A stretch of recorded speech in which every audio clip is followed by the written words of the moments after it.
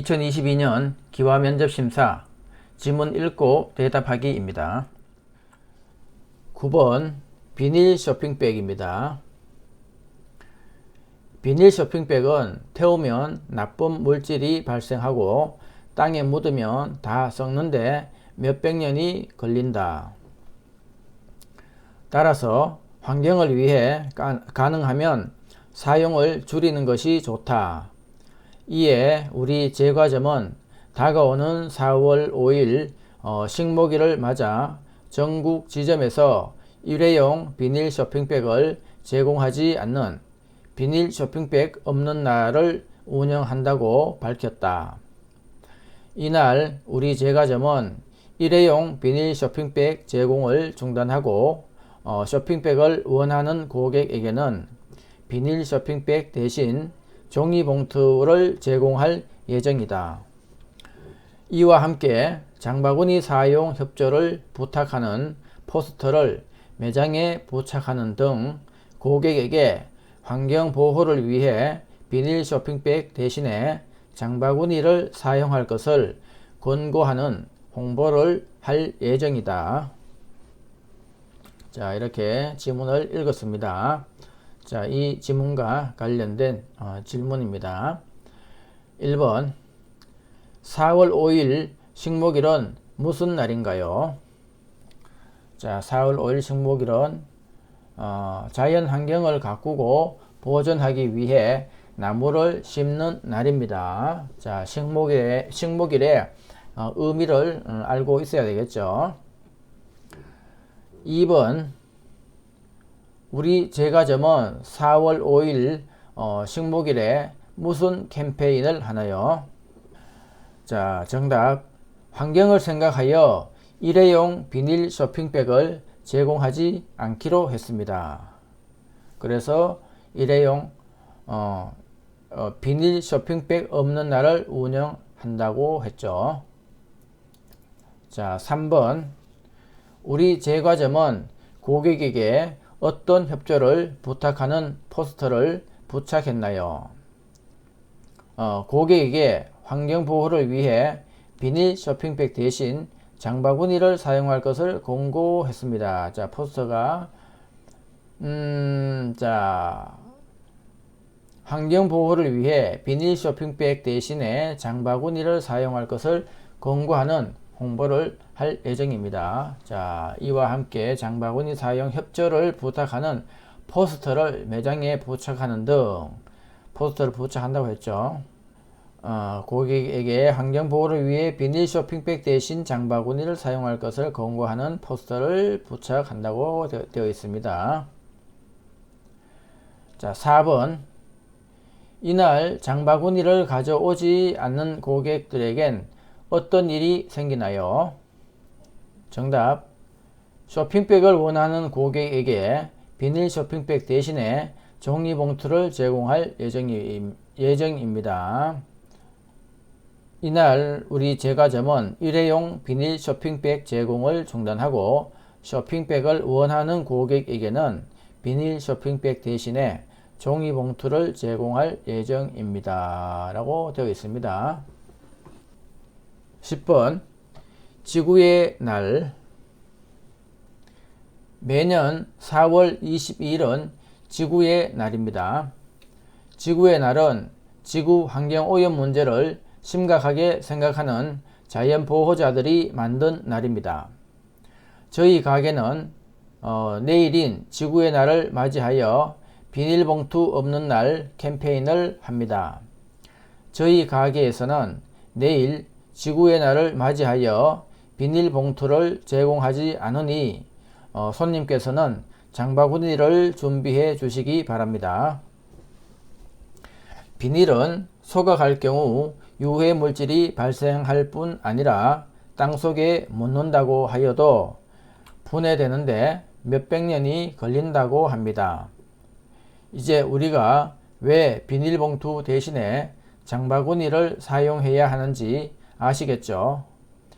이날 장바구니를 준비해서 매장을 방문하시는 고객님께는 100원을 돌려드립니다. 자, 이렇게 지문을 읽었습니다. 자, 이 지문과 관련된 질문입니다. 1번 지구의 날은 무엇인가요? 자, 지구의 날은 지구 환경 오염 문제를 심각하게 생각하는 자연 보호자들이 만든 날입니다. 정답. 지구 환경 문제를 심각하게 생각하는 자연 보호자들이 만든 날입니다. 2번. 이 가게에서는 지구의 날을 맞아 어떤 캠페인을 하나요? 자, 저희 가게에서는 지구의 날을 맞이하여 비닐봉투를 제공하지 않으니 손님께서는 장바구니를 준비해 주시기 바랍니다. 이렇게 되어 있죠. 자, 정답. 비닐봉투를 제공하지 않으므로 손님에게 장바구니를 준비하라고 합니다. 3번. 비닐봉투의 유해한 점을 말해 보세요.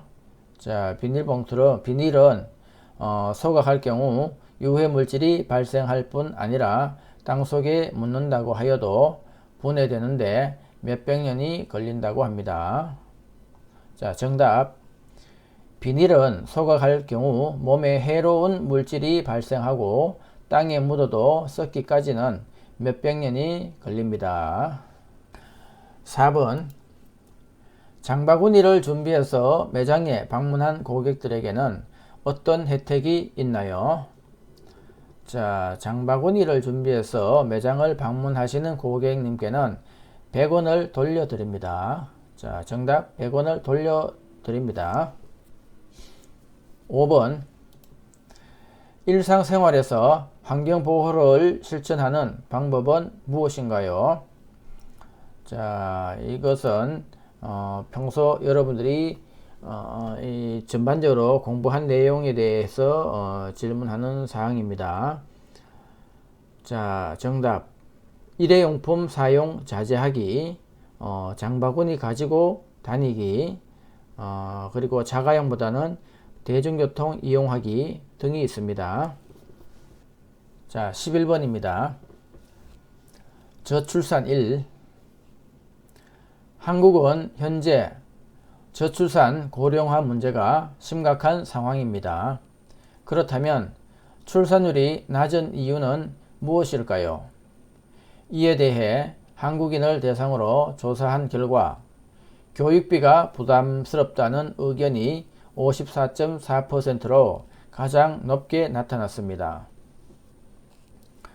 그 다음으로는 맞벌이 가정의 증가로 특히 여성들이 일과 양육을 동시에 하는 것이 어려워서 라는 응답이 그 뒤를 이었습니다. 다음으로는 정부의 재정적 지원이 적어서 라는 응답이 9.2%로 나타났습니다. 이 밖에도 개인주의가 확산됨에 따라 자녀의 얽매인 삶이 싫어서 라는 응답도 6.1%로 나타났습니다.